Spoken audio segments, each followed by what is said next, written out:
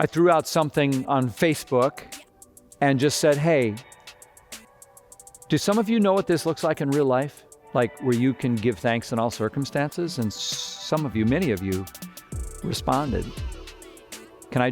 I'll share some of those stories. Go to my page and read them. It's so inspiring. Can I share a few of them with you? And as I tell you these stories, at the end of each one, we're going to say together, give thanks in all circumstances. And as we say those words, let it sink into your heart. Say it out loud with me as we get to the end of each one. Melinda said 2 years ago they moved into their home in Iowa and it flooded in a freak weather event, and literally 2 days after they closed, they had 3 feet of water in their basement and 2 feet in the garage. All these unpacked boxes and furniture in it and everything. Her husband, Chris, and she were out at the time, and 4 of their kids plus 2 friends were at home when it all happened.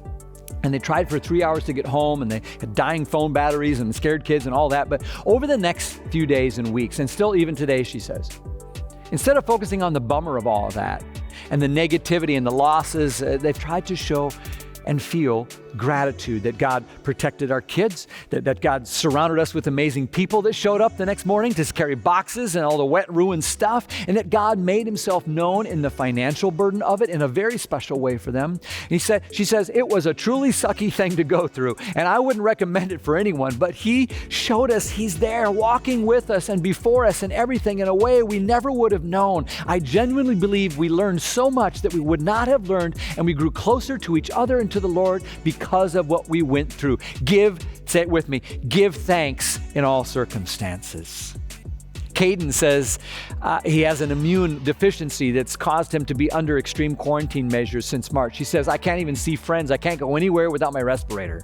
The flu has been known to hospitalize me, so this virus probably would be something I wouldn't live through. But even through all this quarantine period, I was able to get married in my wife's parents' backyard. And I have to say, we've been so grateful that as a newlywed, we've been able to give marriage undivided attention over the last 5 months.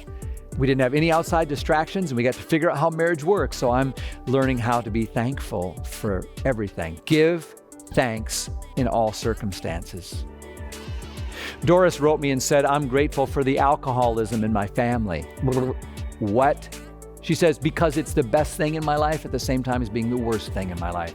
She said, alcoholism led me to the 12 steps which led me to Jesus, and knowing Jesus is the best thing that ever happened to me. And I wouldn't give up my personal spiritual growth for anything in the whole wide world. So alcoholism gave me the greatest gift of my life. Thank God. Say it with me. Give thanks in all circumstances.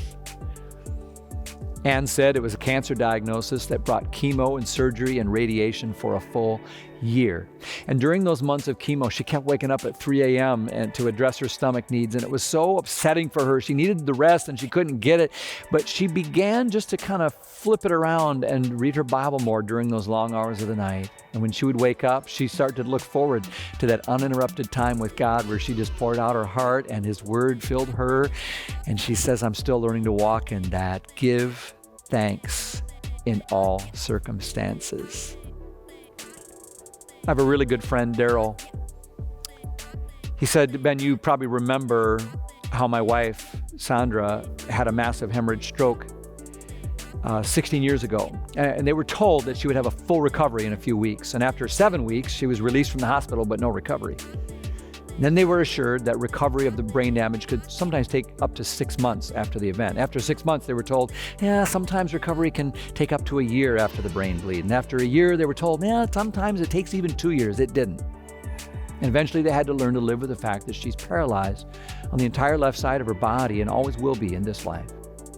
And Daryl says, we were both so disappointed and angry and confused, but over time, we learned to accept the fact that till death do us part, she would be disabled and I would be her caregiver. And that at the end of our lives, we could look back on months or years of our lives as time that was marked primarily by frustration and anger or bitterness. Or we could look back on months or years of gratitude. And we chose gratitude. We decided to look for blessings in this new life and new relationship. He goes on to say how they found the blessings. We're closer than we've ever been. I've decided that being her caregiver is an honor. She needs me, and every act of service is a statement of my love. I've seen how strong and courageous she is, and I admire and celebrate it every day. And then he says, we were able to retire a few years ago, but our financial resources are very limited, Social Security only. But even that keeps us from being frustrated because of the fact that Sandy can't go and do very many things because we can't afford to travel anyway. And she'd rather stay in her familiar, comfortable home surroundings now, and she'd rather be there than the most expensive resort on earth. We have chosen contentment. It works. Give thanks in all circumstances. One more from another dear, close friend who said, after receiving my wife's diagnosis of Alzheimer's last year, I've experienced waves of grief for the bits and pieces of our life together that are beginning to crumble away. But I've tried to regularly include the T in that ACTS prayer acronym, the one that stands for thanks, when I pray. And boy, has that helped keep me on track. And the fact is, I have so much to be grateful for. Her symptoms aren't that severe, and we have support from loving friends. We have amazing family. We have access to excellent medical care. Our home is comfortable. Our meal table is always full, and I'm finding meaningful avenues of service. My health is reasonably good. I'm challenged to thank God for all we now have. Listen now, realizing that too often we do not appreciate what we have until we have lost it. Better to be grateful now than bitter later. Give thanks in all circumstances. Friend, what's your story? What's your living testimony?